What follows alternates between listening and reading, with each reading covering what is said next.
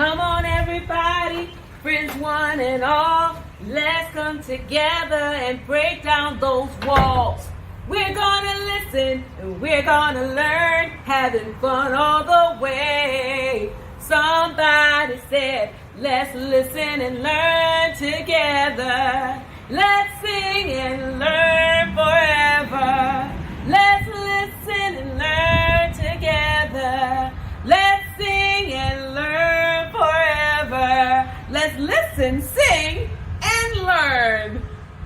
Hello, it's Miss Literacy. We're back with another great book. Now this book is about Benjamin Banneker's grandmother. Her name, Molly Bannaky.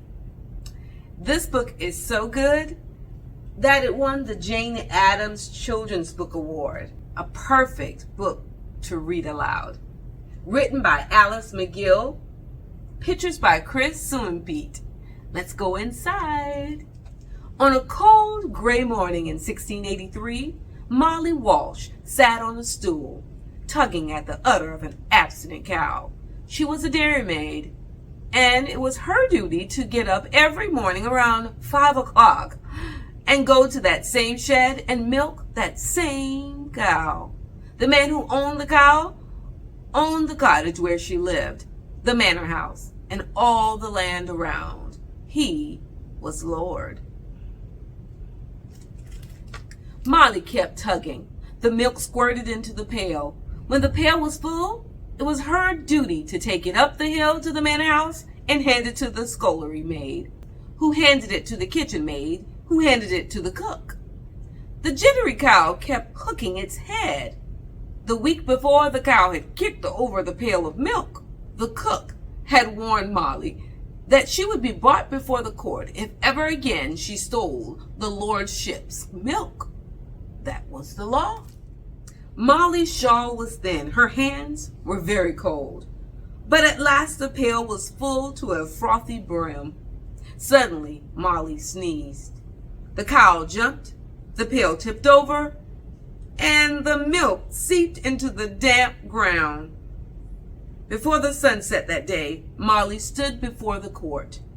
The usual penalty was death, on the gallows, but no one who could read the Bible could be executed for stealing. So a Bible was offered to Molly. That too was the law. Molly's voice rang out clear and true. Her life was spared, but the justice sentenced Molly to 7 years of bondage to be served in a colony across the ocean. Having no family, Molly Walsh, age 17, said goodbye to England and boarded a ship. After she landed in the New World, Molly worked for a planter on the eastern shore of Maryland. There, the cannons fired at daybreak, calling the servants to work. Molly tended her master's tobacco crops, pressing the tiny brown seeds into the earth and picking the worms from the flowering stalks. Her calloused hands grew strong enough to control a team of oxen and to hold a plow steady. In her spare time, Molly sewed and nursed the sick for pay. After working for the planter for 7 years, Molly was free to go. As the law required, the farmer gave her an ox hitched to a cart, 2 hoes, a bag of tobacco seeds, a bag of seed corn, clothing, and a gun. Acres and acres of fertile land stretched ahead of her. Just before sunset that same day, Molly left the road and went 4 miles into the wilderness, where she staked her claim. That a lone woman should stake land was unheard of. But Molly's new neighbors saw the way she jutted out her chin. They helped her build a 1-room cabin. They helped her harvest and cure her first crop. They helped her cart the tobacco to the warehouse to sell.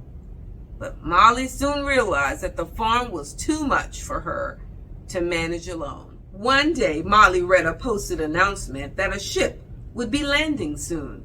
Because she needed help in working her land, she decided to watch the docking of this ship, the slave ship. She watched the men of Africa file one after the other.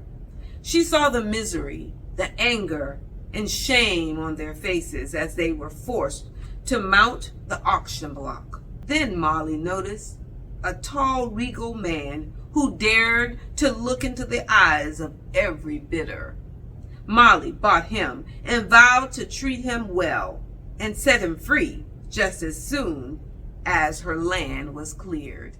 Molly talked to this man, using her hands and arms to tell him of her homeland and her years as an indentured servant.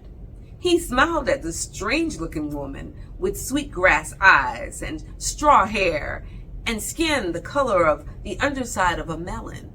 He told her his name, Bannaky. Because he was not used to the climate, he was often sick with chills and fever. Still, Bannaky would walk up and down the rows of tobacco, stopping to turn each leaf on a stalk, as if reading a printed page. He showed Molly how to dig ditches to guide streams of water down the furrows. As the tobacco ripened in the fields, Molly and Bannaky grew to love each other. She signed his freedom papers, and a traveling minister performed their marriage rites. Though Molly had broken colonial law by marrying a black man, her neighbors came to accept this marriage and to respect Bannaky. In times of drought, he shared his knowledge of irrigation and crop rotation, learned at an early age in his native country. Years passed. Molly and Bannaky had 4 young daughters. A large house and many outbuildings overlooked their 100 acres of land. Suddenly, a great sickness struck the family. Bannaky died, and Molly was alone again. She drew her daughters closer to her and taught them how to work the land. In time, she had a grandson, born of her eldest daughter, Mary, and her husband, Robert. In her Bible, Molly wrote her new grandson's name, Benjamin Banneker. She taught this young boy to read and write. She told him about his grandfather, a prince who was the son of a king in Africa, and about her days as a dairymaid across the ocean in England. We hope you enjoy that. We look forward to seeing you on the next one. Miss Literacy is signing out.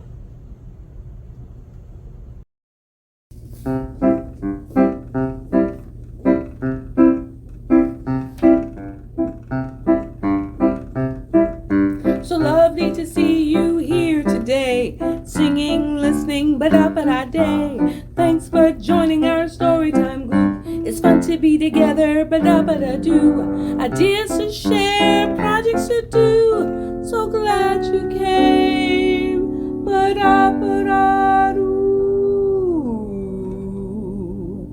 Learn about people, places, and things. Sweeties, there's no limit to learning.